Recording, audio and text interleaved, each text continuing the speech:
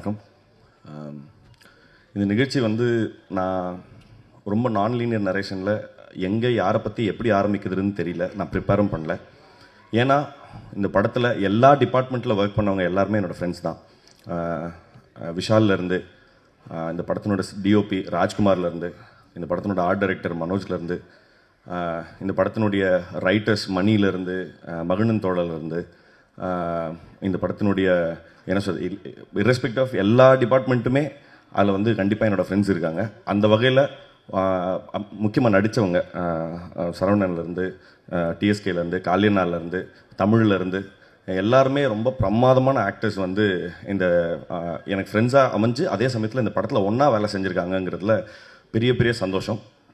நான் இன்னொரு ஒற்றுமை என்னென்னா, எல்லாருமே அவங்களுடைய ஆரம்ப கட்டத்திலேருந்து இந்த மேடைக்கு வர்ற வரைக்கும் அவங்க எப்படி என்னென்னலாம் கோத்ரூ பண்ணாங்கன்றது ரொம்ப பர்சனலாகவே எனக்கு தெரியும். ஸோ அதனால் அது எனக்கு இன்னும் கூடுதலான சந்தோஷம். முக்கியமாக நான் விஷால் நான் கடைசியாக வரேன்டா. இன்னொன்று என்னென்னா, இப்போ காளினா ஃபஸ்ட்லேருந்து காளினா வந்து இப்போது சிபி சொன்ன மாதிரி தான், யார் என்ன உதவியை என்ன விஷயத்துக்காகவே எந்த டைமில் கேட்டிருந்தாலும் அதை செய்ய தயங்காத ஒருத்தர். அது வந்து அவர் சொன்னது வந்து ரொம்ப மிகை போல் தெரியும், ஆனால் அது வந்து மிகை இல்லாமல் சொன்னால் ஆக்சுவலாக அவர் எவ்வளோ சொன்னாலும் காளினாவை பற்றி கம்மி தான். அவர் கேரக்டர் எப்படியோ கிட்டத்தட்ட அவரோட டேலண்ட்டும் அப்படி தான். நான் வந்து நிறைய சமயங்களில் காளினா வந்து அவர் பண்ணியிருக்கிற வெரைட்டி ஆஃப் ரோல்ஸை அவர் கிட்டத்தட்ட பெரிய கேலரியை க்ரியேட் பண்ணிட்டார். நான் ரொம்ப ஷார்ட் ஃபிலிம் சமயத்தில் காளினாவை பார்த்து நம்மளும் இந்த மாதிரி ஆக்ட் பண்ணோம் அப்படின்னு சொல்லுவேன். ஆனால் அவர்கிட்ட கேட்டால் அவர் வேறு மாதிரி சொல்லுவார். ஆனால் உண்மை என்னென்னா, உண்மையாகவே காளினாவை பார்த்து நம்மளாம் இந்த மாதிரிலாம் நடிக்கணும், இந்த மாதிரிலாம் ரொம்ப கான்ஃபிடெண்ட்டாக எக்ஸ்ப்ரெஸ் பண்ணணும் அப்படின்னு நான் நினச்சேன். ரொம்ப சொற்பமான நடிகர்களில் காளியண்ணா ஒருத்தர். அப்புறம் டிஎஸ்கே, அவர் முக்கியமாக டிஎஸ்கே பற்றி என்ன சொல்லணும்னா, கிட்டத்தட்ட என்ன மாதிரி தான் அவரும் கிட்டத்தட்ட எல்லா பிளாட்ஃபார்ம்லேயும் beat singing, stage, mimicry or acting எல்லாத்துலேயுமே வந்து அது இப்போ எனக்கு எப்படின்னா, அது தெரியுதோ தெரியலையோ முதல்ல தலையை நுழைச்சிருவோம், என்ன நடக்குதுன்னு அப்புறம் பார்த்துக்கலாங்கிறது. பட் அது ஒரு பெரிய ஸ்பிரிட்னு நினைக்கிறேன். அந்த ஸ்பிரிட்டை வந்து கடைசி வரைக்கும் அந்த ஸ்பிரிட் வந்து அவருக்கு பெரிய ஈல்டை கொடுக்கணும் அப்படிங்கிறது என்னுடைய மனமார்ந்த வாழ்த்துக்கள். அப்புறம் சரவணன் நான் எனக்கு தெரிஞ்சு இந்த படத்தில் முக்கால்வாசி பேர் ஆடிஷன் எங்களை டீ கடை என்ன பண்ணியா, ஏன்னா எங்கள் டீ கடையில் கூடின எல்லாரும் தான் இந்த படத்தில் மிக முக்கியமான பாத்திரங்களை நடிச்சிருக்காங்க. அந்த வகையில் நாங்கள் தினமும் பார்த்து பேசிக்கிற முகங்கள் சரவணன்லேருந்து நிறைய பேர் வந்து எல்லாம் ஒன்றா ஆரம்பத்துலேருந்து சின்ன வேஷங்கள் பண்ணதுலேருந்து இவங்க எல்லாம் எப்படி வந்திருக்காங்கங்கிறது ரொம்ப, ஏன்னா அப்படியே சின்ன வேஷம் பண்ணி தான் எல்லாருமே அப்படி தான் வந்தோம். அந்த வகையில் இந்த ஜேர்னியை பார்க்குறதுக்கே அவ்வளோ நிறைவாக சந்தோஷமாக இருக்குது. அப்புறம் இமான் சார் வந்து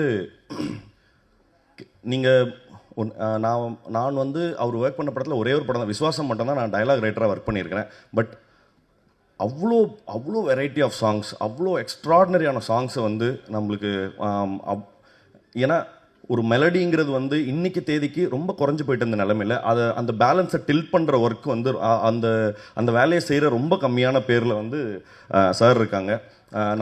நானும் ஸ்ரீயும் பேசிகிட்டு இருந்தபோது புஷ்பவனம் குப்புசாமி சாரோட பெரிய ஃபேன் நான். ரொம்ப நாள் கழித்து அவர் வாய்ஸை கேட்குறது அவ்வளோ நிறைவாக இருந்தது சார். ரொம்ப ரொம்ப ரொம்ப நன்றி அவரை அக்னாலஜ் பண்ணதுக்காக, ரொம்ப நாள் கழித்து அவரை திருப்பி கொண்டு வந்ததுக்காக. அண்ட் இந்த படத்தினுடைய அந்த இப்போ இன்னும் எத்தனை காலம்தாங்கிறது வந்து ஃபஸ்ட்டு இந்த பாட்டு ரெக்கார்ட் ஆன பிறகு அந்த சமயத்தில் வந்து ரெக்கார்ட் பண்ண உடனே எனக்கு போட்டு காமிச்சாப்புல விஷால். நான் அந்த சமயத்துலேருந்தே நான் அந்த போட்டு காட்டின சமயத்திலே சொல்லிட்டேன் அந்த பாட்டு இட்டு அப்படின்னு. So super sir, brilliant. And இந்த படத்தினுடைய ப்ரொடியூசர்ஸ் இவங்க வந்து இப்படி ஒரு கண்டென்ட் வந்து பேசிக்காக இதை சென்ஸ் பண்ணுறதுக்கோ ஆர்எல்ஸ் இதை முகம் சொல்லிக்காமல் இது சொல்ல வர்ற விஷயத்தை கேட்குறதுக்கோ ஒரு நிஜமாகவே ஒரு சென்சிபிலிட்டி தேவை. ரொம்ப சந்தோஷம், ரொம்ப நன்றி இந்த படத்தை நீங்கள் தயாரித்ததுக்காக. அப்புறம் ஒரு படம் தயாரித்தது இல்லாமல் அதை விநியோகிக்கிற அது ஒரு பெரிய பொறுப்பு. அந்த பொறுப்பை வந்து இப்போ இல்லை, எனக்கே 3 படம் பண்ணியிருக்காரு சார். ரொம்ப ரொம்ப ரொம்ப தேங்க்ஸ் சார். இந்த படத்தையும் நீங்கள் எடுத்து பண்ணதில்லை சார். எப்படின்னா அவங்க கம்பெனி சீல் விழுந்துருச்சுன்னா படம் 8 அவ்வளோதான். ஸோ தேங்க்யூ சார், ரொம்ப நன்றி. அப்புறம் தலைவர் அர்ஜுன் தாஸ் அவர்கள். அர்ஜுன் சார் வந்து நான் வந்து இப்போ கைதி தான் முதல்ல பார்க்குறோம். பார்த்த உடனே நான் வந்து கைதி படத்தை தெலுங்குல டப் பண்ணும்போது நான் வந்து என் ஃப்ரெண்டு தான் ரைட்டரு. நான் அவங்ககிட்ட கெஞ்சினேன், டெய்லி நான் ட்ரை பண்ணுறேன்டா, நான் ப்ளீஸ்டா நான் வந்து அவனுக்காக இந்த கேரக்டருக்கு நான் டப் பண்ணுறேன்டா அப்படின்னு சொல்லி. அவனா சொன்னான், நீ ஃபஸ்ட்டு வாய்ஸ் டெஸ்ட் கொடு, உன்னால் முடியுமான்னு பார்க்கலான்னு சொல்லிட்டு. நானும் எவ்வளோ தூரம் கஷ்டப்பட்டு நானும் டம் கட்டி பார்க்குறேன், அந்த ரீச்சே பண்ண முடியல. ஸோ அப்போ நான் சொல்லிட்டேன், இல்லை நான் ஃபெயிலியர், நான் ஒத்துக்கிறேன் அப்படின்னு சொல்லி. பட்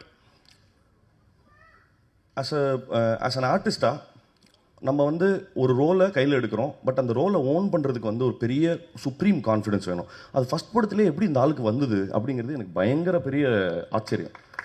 எப்படி இதை பண்ணார் அப்படின்னு. அண்ட் அதர் தேன் தட் நீங்கள் அதை தொடர்ந்து எல்லா படங்கள்லையும் இப்போ எல்லாரும் சொல்கிறாங்க, அர்ஜுன் தாஸ்னா இப்படி தானப்பா அப்படின்னு சொல்லி ஒரு பாக்ஸ்குள்ளே போட்டதுக்கப்புறம் அந்த பாக்ஸ்லேருந்து வெளியில் வந்து வேற ஒரு வேலையை செய்கிறதுக்குமே ஒரு அதீதமான ஷியர் கான்ஃபிடென்ஸ் வேணும். அந்த கான்ஃபிடென்ஸ் உங்களுக்கு இன்னும் நிறைய தடவை வாய்த்து நிறைய வெரைட்டி ஆஃப் ரோல்ஸை பண்ணி இன்னும் நிறைய வெற்றிகளை குவிக்கணுங்கிறது மனசார சொல்கிறேன். உண்மையாலுமே ரொம்ப வாழ்த்துக்கள். அப்புறம் சிவாத்மிகா அவங்களுடைய பெர்ஃபார்மன்ஸும் சொல்கிறேன். நான் இந்த பாடல்கள் பார்த்ததும் சரி, ஆனால் நித்தம் ஒரு வானத்துலேயுமே சரி ரொம்ப பிரமாதமாக பண்ணியிருக்கீங்க. அண்ட் எல்லாரும் சொன்ன மாதிரி நான் அவங்க அப்பாவினுடைய மிகப்பெரிய ஃபேன். அண்டு அப்புறம் இந்த படத்துக்கு சப்போர்ட் பண்ண வந்திருந்த எல்லாருக்கும், ஸ்ரீலேருந்து அக்பர் சார்லேருந்து சந்துரு, கார்த்திகேயன் மணி, சிபி சார், அப்புறம் ஐயா சண்முகப்பிரியன் ஐயா, எல்லாருக்குமே ரொம்ப ரொம்ப நன்றி.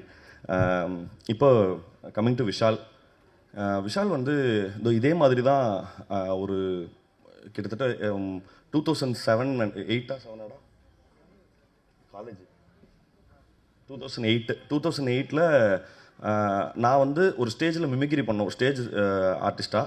எனக்கு பதிலாக நான் அந்த சமயத்தில் எனக்கு செமஸ்டர் இருந்தது, எனக்கு பதிலாக மிமிக்ரி பண்ண அந்த ஸ்டேஜுக்கு போன தலைவர் வந்து விஷால் தான். ஸோ அன்னையிலேருந்து ஆரம்பிச்சது. அப்புறமா எங்களுக்கு பெருசாக கான்டாக்ட் இல்லை. நான் வந்து அப்புறம் சினிமாவில் அசிஸ்டன்ட் டைரக்டராக அப்புறம் ரைட்டராக அப்படி போன போது ஒரு நாள் டீ கடைக்கு வந்து இதே மாதிரி தான் நின்னான். என்னடா அப்படின்னு கேட்டேன். நான் ஷார்ட் ஃபிலிம் பண்ண போகிறேன் அப்படின்னு சொன்னான்.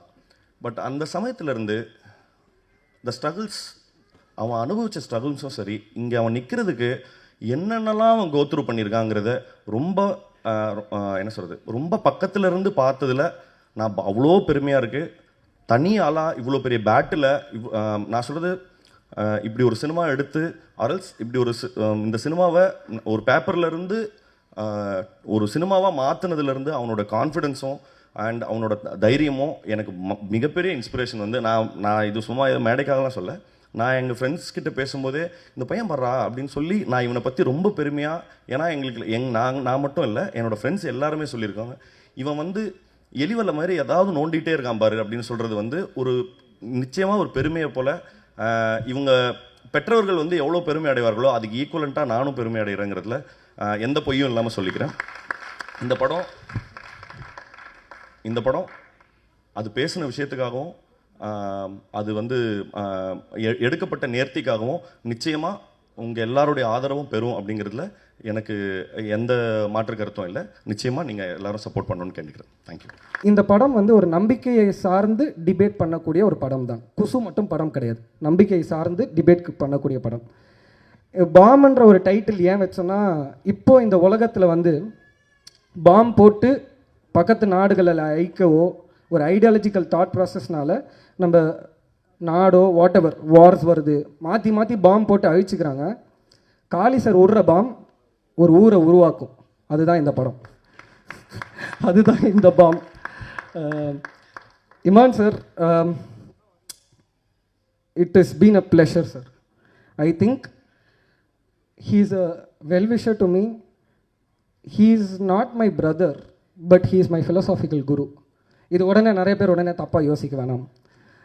ஏன்னா சார் வந்து ஜீசஸ் ஐ லவ் யூ சொல்லுவார், உடனே ஃபிலாசாபிக்கல் குரு ப்ரீச் பண்ணிட்டாராம். அப்படி கிடையாது. ஃபிலாசாஃபின்றது வேறு, ரிலீஜன்ன்றது வேறு, ஸ்பிரிச்சுவாலிட்டின்றது வேறு. He is a very good human by heart. I have had heartful conversations with him. My daily அவரோட ஸ்டூடியோக்குள்ளே எக்ஸ்ட்ரீம் எனர்ஜி இருக்கும். Whenever I feel down, whenever I feel low, அன்றைக்கி நான் யோசிக்கிற ஒரே விஷயம், சார் நான் எப்படியாச்சும் இமான் சார் ஸ்டூடியோக்கு நான் இன்றைக்கி போயிடலாமா. அந்த எனர்ஜி அண்ட் தி ஆரா inside the energy is amazing.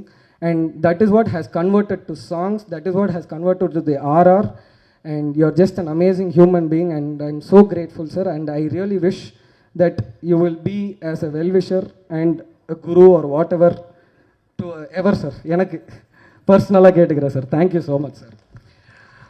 அப்போ இப்போ இந்த பாம் நான் சொன்னது சின்ன அதுதான். பொதுவாக ஏன் இந்த பாம் உருவானதுக்கு எனக்கு 2 இன்ஸ்பிரேஷன் இருக்குது. முதல் இன்ஸ்பிரேஷன் என்னோடய தாத்தாவுக்கு ஒரு பழக்கம் இருக்குது. காலையில் ஏஞ்சிப்பார், காலையில் 4:30 மணிக்கு ஏஞ்சிப்பார், சுட சுட காஃபி போடுவார். 3 சத்தம் எப்போவுமே வரும். இது 3 4 தான், இது ஒரு சத்தம். இது எங்கள் தாத்தா. என் தாத்தாவோட கடைசி காலகட்டத்தில் இருக்கும்போது நான் தான் பார்த்துக்கிட்டேன். நான் எங்கள் அம்மா அப்பா எல்லாமே பார்த்துக்கிட்டோம். ஸோ ஒரு நாளைக்கு வந்து அவர் ரெஸ்ட் ரூம் கூட்டிகிட்டு போனோம். ஏஞ்சி வராரு, நான் அவரை தூக்கிட்டு போயிட்டே இருக்கேன். கரெக்டாக ரெஸ்ட் ரூம் என்டர் பண்ணுறதுக்கு முன்னாடி வந்து அப்படியே மயங்கி விழுந்துட்டார். ஒரு 20-25 நிமிஷம் நாங்கள் எல்லாருமே எழுப்பிக்கிட்டே இருக்கோம். தாத்தா ஏந்து தாத்தா, அம்மா இருக்காங்க, நான் இருக்கேன், அண்ணன் இருக்கோம். தாத்தா செத்துட்டாரு, அம்மா தாத்தா செத்துட்டாரு, மாட்டி போய் டாக்டர் கூப்பிட்டோட அப்பெல்லாம் சொல்லாதானா, எல்லாருமே தாத்தா செத்துட்டாரு அப்படின்னு நினச்சிட்ருக்கோம்.